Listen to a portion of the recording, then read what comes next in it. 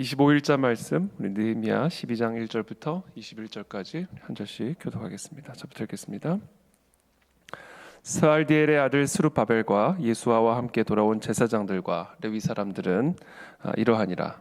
제사장들은 스라야와 예레미야와 에스라와 아마리아와 말룩과 핫두스와 스가냐와 르훔과 무레못과 이또와 긴느도이와 아비야와 미야민과 미야디아와 빌가와 스마야와 요아립과 여다야와 살루와 아목과 힐기야와 여다야니 이상은 예수아 때의 제사장들과 그들의 형제 지도자들이었느니라. 레위 사람들은 예수아와 빈누이와 감미엘과 세레비아와 유다와 마따냐니 이 마따냐는 그의 형제와 함께 찬송하는 일을 맡았고 또 그들의 형제 박부갸와 운노는 직무를 따라 그들의 맞은편에 있으며 예수아는 요아김을 낳고 요야김은 엘리야십을 낳고 엘리야십은 요야다를 낳고 요야다는 요나단을 낳고 요나단은 야뚜아를 낳았느니라.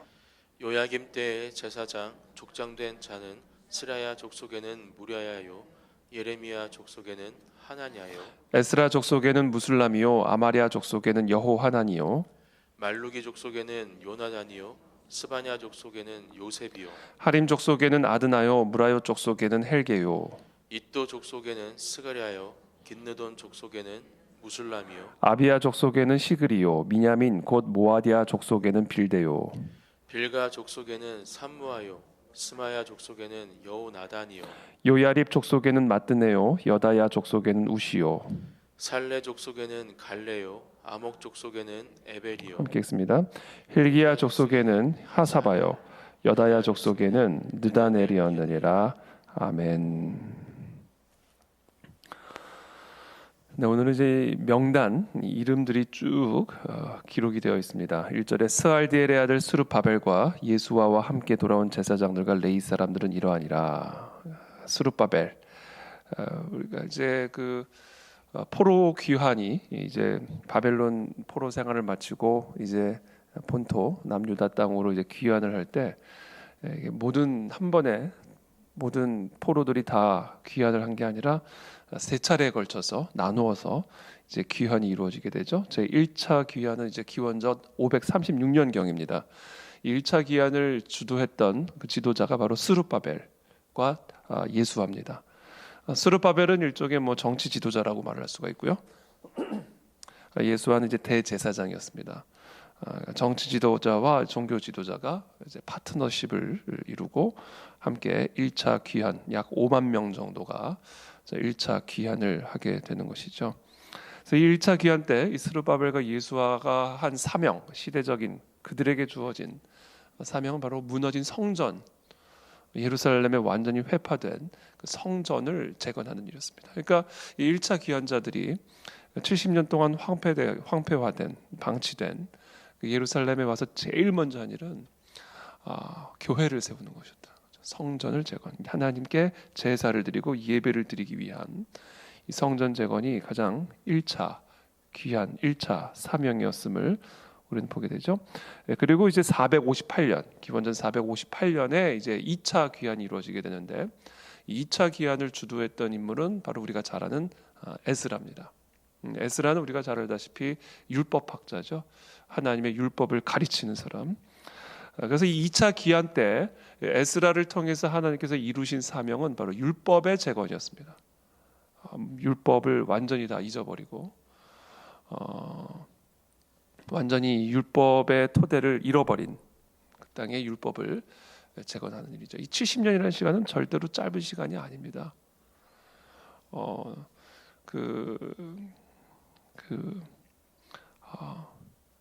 가수도요.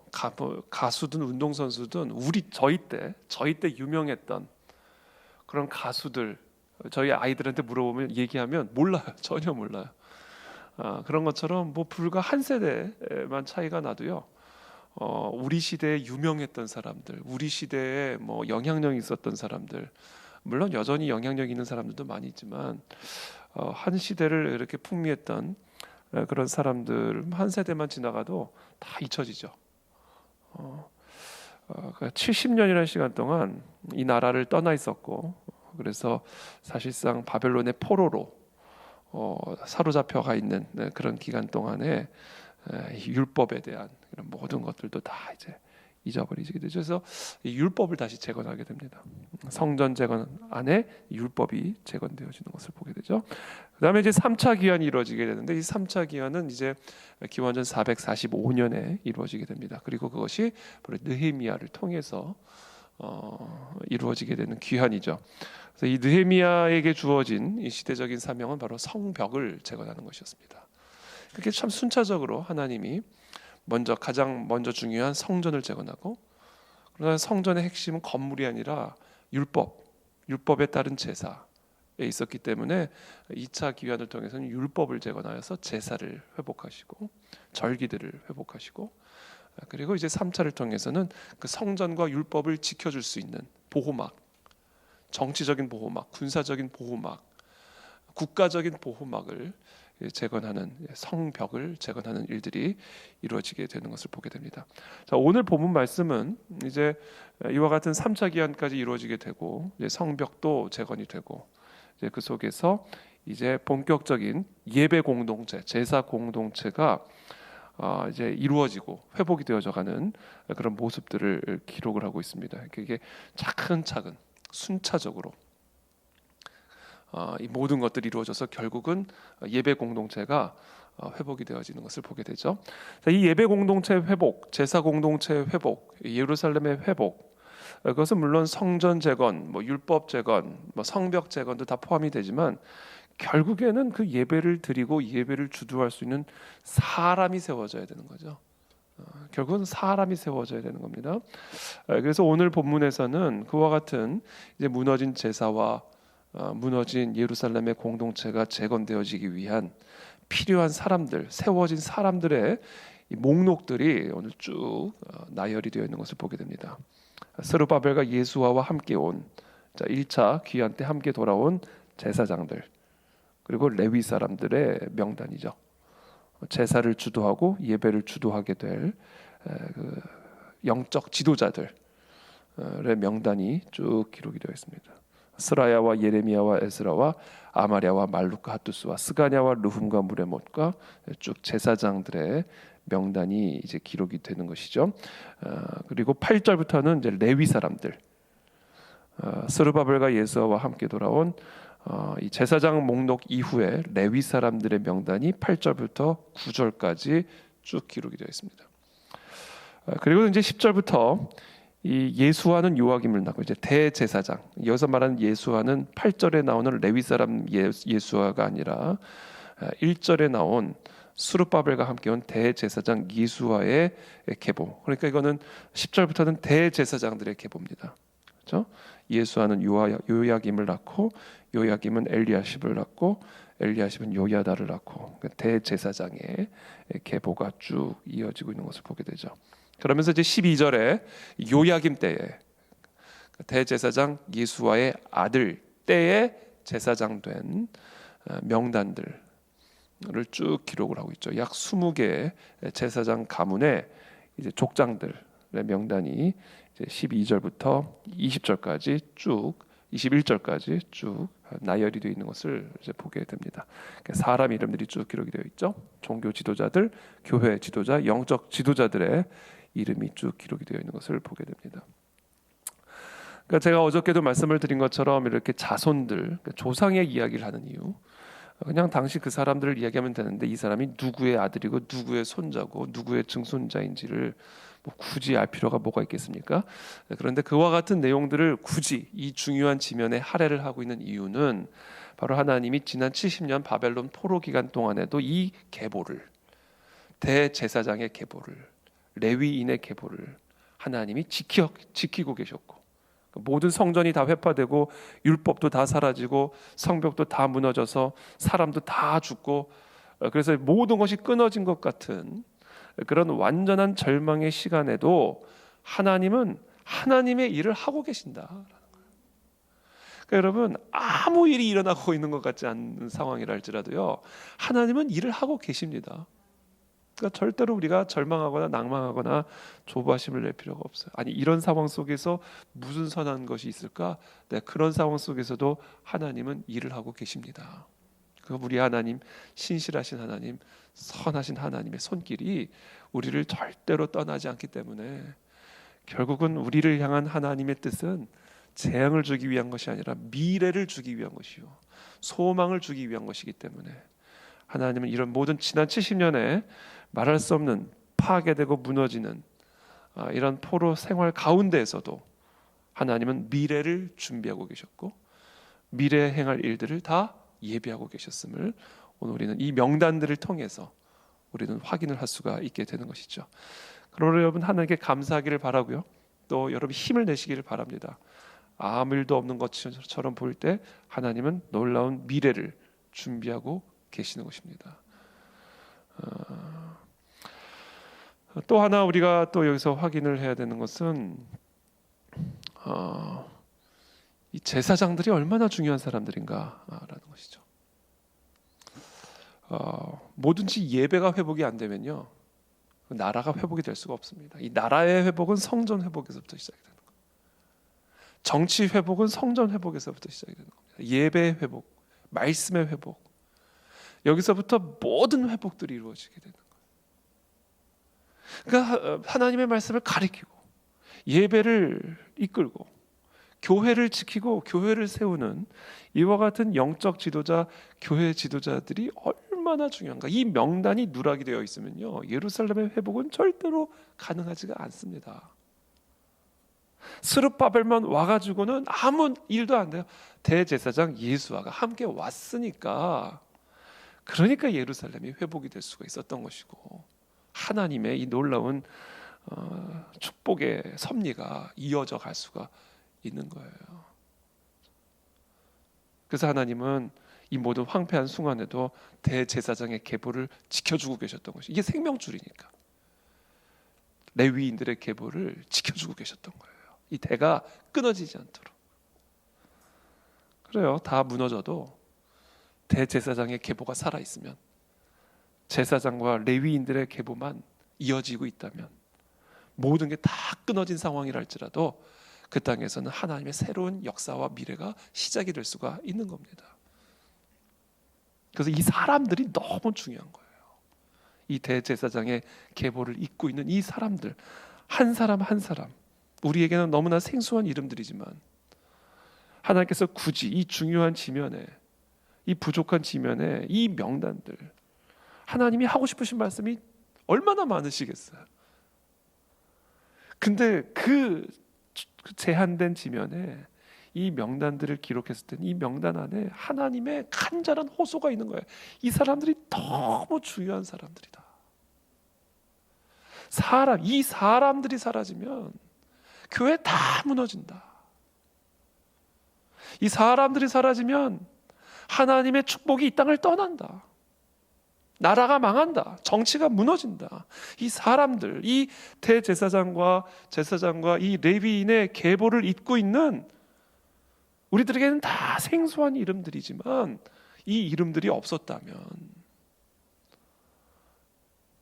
예루살렘은 일어설 수가 없었을 것이고 이 땅에 놀라운 하나님의 복음의 역사는 그 계보를 절대로 이어갈 수가 없었을 것이다 라고 주님이 이 말씀을 통해서 우리에게 오늘 주시는 거예요. 그러니까 여러분, 우리가 항상 기도해야 할게요. 이 교회 지도자들을 위해서 항상 기도해야 돼요. 교회 지도자들이 무너지고 사라지고 황폐가 되면 나라는 끝나는 겁니다. 그래서 예수님께서도 너희가, 교회가 세상의 소금이요 빛이다. 하나님의 말씀을 가리키고 예배를 인도하고 교회를 지키는 이 교회의 지도자들이 이 세상에 소금이고 빛입니다. 그래서 우리는 항상 이 땅의 교회 지도자가 사도 바울의 계보를 이는 교회 지도자들이 될 수 있도록, 사도 베드로의 혈통적 계보는 아니지만 그와 같은 사도적인 계보를, 영적인 계보를 이어갈 수 있는 그런 교회 지도자들이 계속해서 우리 한국 교회 가운데 일어날 수 있도록 여러분 우리는 진짜 기도해야 됩니다, 여러분. 그게 끊어지면 끊어지는 것이죠. 근데 감사하게도 하나님은 그 일을 하고 계신다라는 사실을 오늘 보여주고 계시는 거예요. 교회가 다 문제가 있는 것처럼 보이고, 한국 교회가 다 지금 뭐 어려운 것처럼 보이고,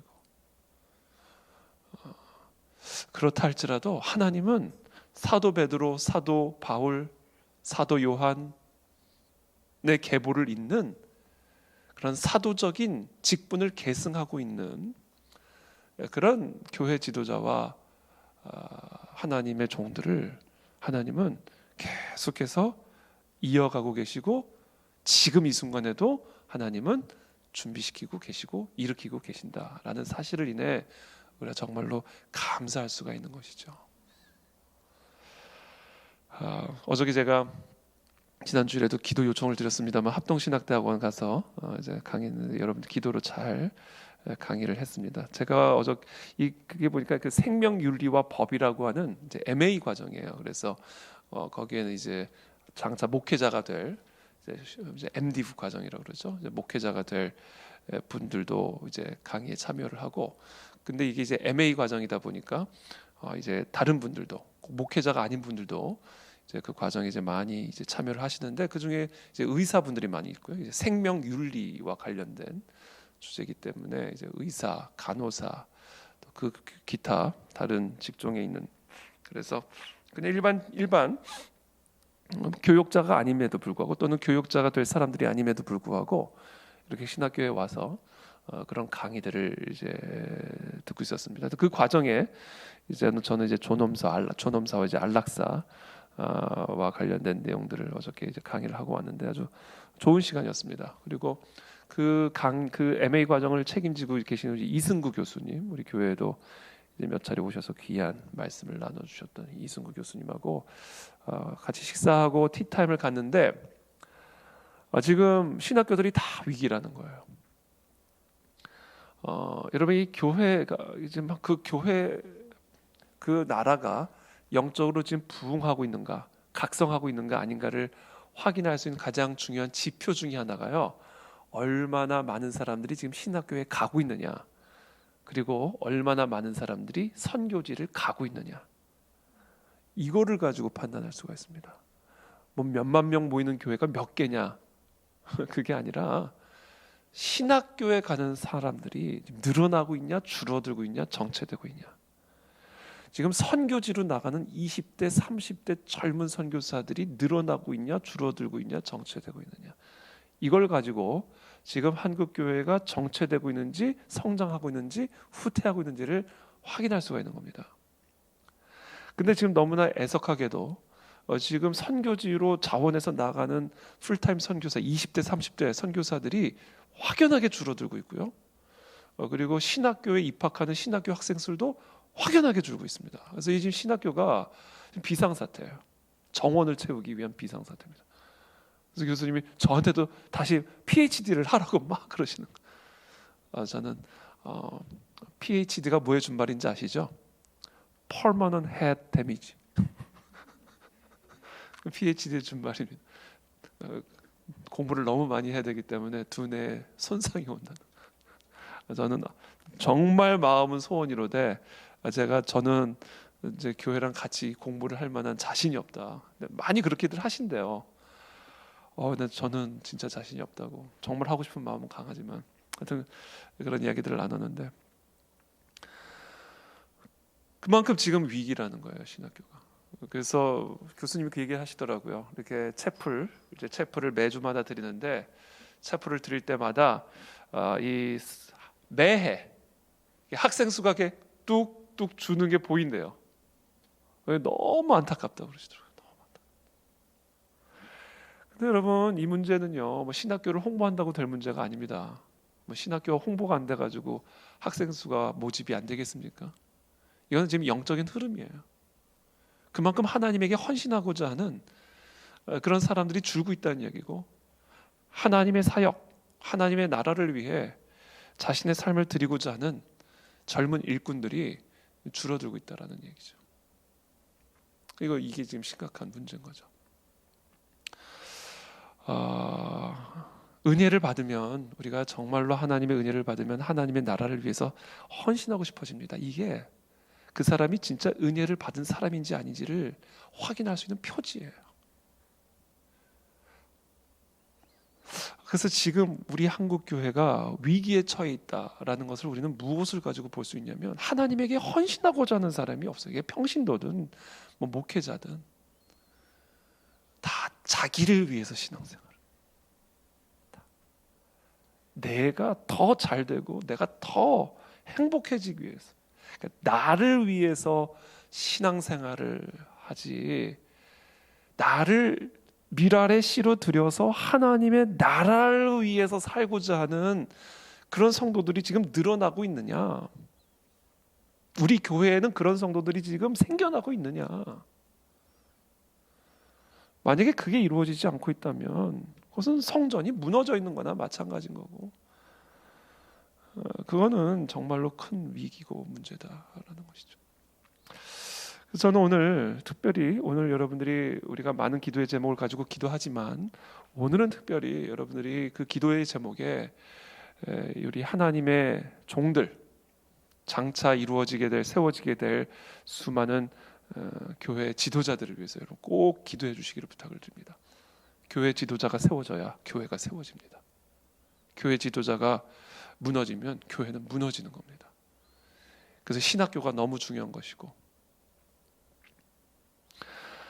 그래서 여러분들이 신학교를 위해서도 기도해 주시고, 또 신학자들을 위해서도 기도해 주시고, 또 이 땅의 수많은 교회 지도자들을 위해서도 함께 기도해 주시기를 부탁을 드립니다. 그래서 하나님 이 한국 교회가 더 강건하고 견고하게 세워질 수 있게 도와주시고, 그래서 이 땅에 놀라운 회복과 부흥의 역사, 통일 한국의 시대를 이끌어가는 이 나라 이 민족의 무너진 성벽들이 재건될 수 있는 그런 예수와와 같은, 에스라와 같은 그런 하나님의 종들이 든든하고 견고하게 한국 교회 가운데 세워질 수 있도록 은혜를 베풀어 주시옵소서. 그것을 위해서 오늘 이 새벽에 우리 함께 기도하며 나가도록 하겠습니다. 살아계신 하나님 감사합니다. 오늘 이 새벽에 우리가 특별히 이 땅에 세워진 하나님의 귀한 제사장들, 종들을 위해서, 또 장차 하나님께서 세우실 종들을 위해서 기도합니다. 그리고 이 땅의 수많은 성도들, 그들이 진정으로 하나님의 종으로서 그들의 삶의 영역에서 살아갈 수 있도록 기도합니다. 나를 위한 신앙이 아니라 하나님과 하나님의 나라를 위한, 나를 드리는 그런 미랄의 영성이 하나님이 한국 교회와 성도들 가운데 일어나고 회복이 되게 도와주시어서 이 땅에 무너진 성벽들이 재건되어지고 하나님의 시대적인 사명을 감당하는 스룹바벨과 에스라와 느헤미야의 세대가 이 나라 이 민족 교회 가운데 일어날 수 있도록 은혜를 베풀어 주시옵소서. 특별히 이 땅에 많은 신학교들을 축복하고, 또 그 신학교 안에서 다음 지도자들을 양육하고 있는 우리 신학자들을 하나님 축복합니다. 하나님께서 그들에게 정말 목자의 마음, 성령의 마음을 부어주셔서 정말 에스라와 같이 율법을 하나님의 말씀을 알고 예배를 이끌어갈 수 있는 그런 제사장들, 지도자들을 양육하고 일으키도록 하나님께서 그들에게 지혜와 능력과 명철을 기름 붓듯 부어 주시옵소서. 이 땅에 놀라운 영적 각성과 부흥을 일으키실 그런 하나님의 신실하신 섭리의 손길을 우리가 신뢰하고 또 찬양하며 예수 그리스도의 이름으로 축복하며 기도합니다. 아멘.